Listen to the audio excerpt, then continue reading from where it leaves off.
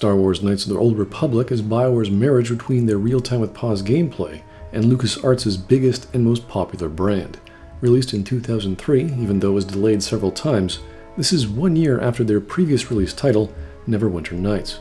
KotOR is the mold upon which the rest of the Bioware series of games was based. There was branching dialogue with choices, fully voiced characters, real-time with pause gameplay, and a semi-binary morality system, all in a 3D engine with semi-cinematic real-time in-game cutscenes. It all takes place in a galaxy far, far away, 4,000 years before the events of the Star Wars prequel trilogy. This gave writers and creators freedom to tell a rich, detailed story with original characters and scenarios. This is all thanks to Casey Hudson as his work as director, James Olin as designer, and Drew Karpyshyn as writer. Jennifer Hale, who had voiced various characters in the Baldur's Gate and Planescape Torment series for Bioware, would now be a main character displaying but a fraction of her range and voice talent. In this series of videos, we'll be looking at the plot of KotOR in a linear fashion. The plot being the reason why things are happening, why the protagonist and antagonist are doing what they're doing, what the thrust of the story is, and the logical series of events as the main characters get to their end goal. We'll discuss plot devices, storytelling techniques, the morality system, and of course gameplay, to see what makes this game so well loved. Considered by video game journalists the world over, KotOR is one of the best video games of all time, sharing the spotlight with the likes of Mass Effect 2 and 3, the spiritual successors to KotOR, Bioware's original space opera IP. Let's see how the story of a game that put Bioware on the map holds up to its space opera and dark fantasy successors. We go straight from a traditional Star Wars movie title crawl about Darth Malak, an apprentice of Darth Revan, who is not only crushing the Jedi with his Sith armada, but converting them. Join me or die, I guess. The pacing is quick, so immediately a ship above the outer rim world of Taurus is shown being under attack, and yes, everything has been straight copy homage to the original Star Wars film intro. Then we get the goofiest and fastest-paced 10-minute intro tutorial I've ever seen. Amidst the fight, we fade to us, now waking in media res, and get introduced to our bunkmate, who just happens to be a guy we've never met before. We operate on completely opposite shifts of the same job, which would imply we would at least be aware and awake and encounter the other as we pass by them in the hall at least, unless we wake up instantly and we're all ready for work, and just as soon as he loses consciousness on the bed next to us, and the room is totally dark or something, or we don't even bother to look to our left, all of which is, of course, impossible and ridiculous.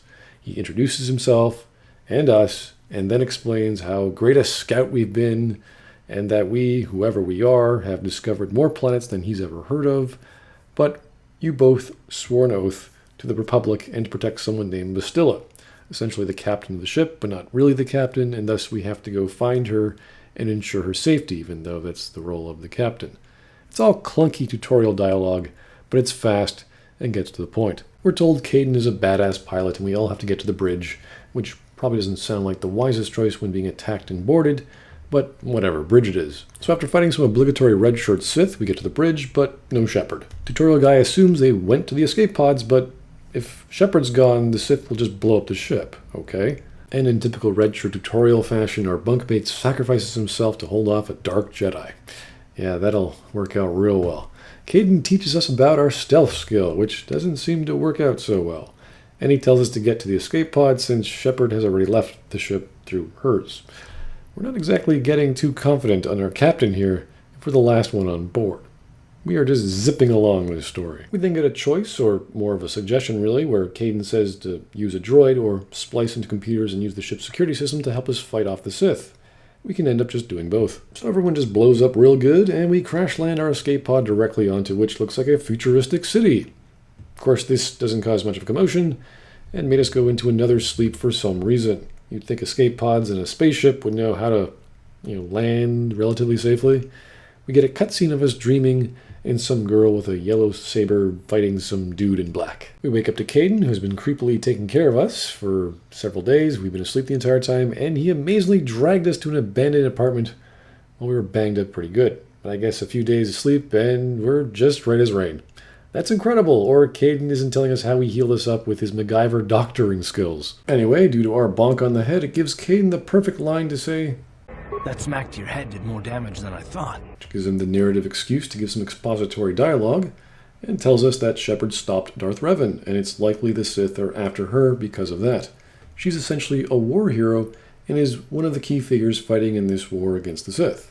But we don't know where she is, so it's still our duty to protect her. Through dialogue, we learn Shepard is a special Jedi that can use something called battle meditation. We can also question why a Jedi as powerful as her can't simply take care of herself in this scenario. She's apparently a stick-out kind of person, being somewhat of a celebrity. All good bits of information here. Hence, the Sith set up a quarantine in the city trying to catch her. So aside from Shepard's undisclosed behavior of abandoning ship before her crew, everything seems to make sense. And we start running around and start dual-wielding swords. We're just so inconspicuous, just la-di-da, having some sharp blades in our hands, saying hello, petting some dogs, somehow, who knows. We exit the city and check out the cantina. The game that encourages us to talk to Kaidan, and he gives us some quick backstory on the Mandalorians, how brutal the Sith were, and how his homeworld lost to Malak. But he's a man of action, so he doesn't want to talk anymore about it. Again, pacing takes first place when it comes to any other storytelling technique here. So we find some Sith armor, go talk to Logain, and get entry into some Sith-guarded area of the lower city, all because we look like one. Despite a world of technology and scanners and walking droids, good old-fashionable face masks and police clothing get you past locked doors. Keep those slums clean. We then encounter two alien species in a dominance hierarchy of sorts, and they think we're the Sith, but they don't look like Sith, but we're going to kill them anyway. And then we hit a second cantina. Some people blow up. We dance for a bit. And then we meet a blue Twi'lek chick who talks English. We finally get a translation to Wookiee, and it seems this girl named Mission is very friendly, is a native, and just answers questions about the place. So we get a nice exposition dump on the world here. The quarantine by the Sith also involves a blockade, and some guy named Davik is part of an intergalactic crime syndicate, and he owns a ship called the Ebon Hawk, which is supposedly fast enough to travel through the blockade, and instead of letting her Wookiee friend finish his meal, which he just ordered, she just takes off with him. That's a weird relationship these two have. So we just walk out of the cantina, and right next to us, we find the hidden back hideout, where we're stopped by Dr. Chakwa. Hey, you can't just walk in here. Apparently a guy named Gabin is an enemy of the Sith, so we should go talk to him. Naturally, the muscle is wary of us walking into their base, though we're completely friendly while dual-wielding swords everywhere we go, but Gadin is totally chill about it.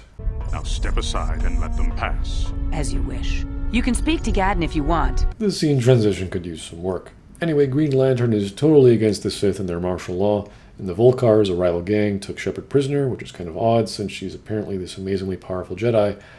Apparently they just see her as a Republic officer, and they didn't realize it, and Shepard is probably just playing the part. Who knows? Apparently, since they see her as a slave, though, since they're a criminal gang and everything they take has some sort of monetary value to them, they're going to treat her as a prize to some kind of illegal swoop race. And the best way to save her is to win that race, yet there's no actual reason why we just can't go save her. And we have to remember, The Phantom Menace came out in 1999. Anyway, the Volkars stole some sort of prototype engine, and we have to go steal it back if we have any hope of winning. Which would imply they might win their own race and getting their own prize. It's just stupid, evil, slaving enemies. Okay, great. However, we need a guide to get into their base, and Green Lantern recommended Mission. Now that's kind of quaint. We'll trade him our Sith armor for Sith papers so we can get past more security in the Undercity area. Now, it seems we're all just exchanging plot devices here and making Mission plot relevant. Now that's not a bad touch. Having a papers, please scene is a bit more believable than simply dressing up as a dude and playing stupid to get past a guarded door. We're using things of value to trade for other things of value to the plot, and that's a very good thing. This is where pacing and the circumstantial introduction of Mission plays out rather well. It just kind of fits nice and smoothly as we go. See? You introduce a character in their habitat naturally, and then later, almost immediately later, you give them some plot relevance. Bravo! And following their method of character introduction, we see another cutscene of some guy named Canderous, but we can't interact with him. This is a Chekhov's gun. We hit the Undercity and encounter some girl who's never seen the sun, as she's lived in the Undercity the entire time. This sounds like a Disney premise of sorts. Despite how easy it is to descend the elevator, you'd think there'd be a bit more security of something from preventing people from going back up it. So trying to sell us on a small group of people who've never seen the surface or beyond the slums is a bit far-fetched, despite how small they are, which is undoubtedly for level design and resources on the engine. So it's kind of sort of works out, not completely though. We meet up with Leonardo and Ash, but Leo won't open the gate, so we tell him we'll save Ash's buddy and show him how to properly dual-wield vibroblades and kill some rack ghouls. Story and gameplay, what a great combination. I told him he was a fool to leave the village. He will make it. Run, Hindar, run! Open the gate! Quickly! There isn't much time! I can't! The rack ghouls are too close! The mutants will kill him if you don't open the gate! And if I open the gate, they'll kill us all! No! You can't do this! It isn't fair! Please, make him open the gate. Hindar will die if he doesn't. Ah!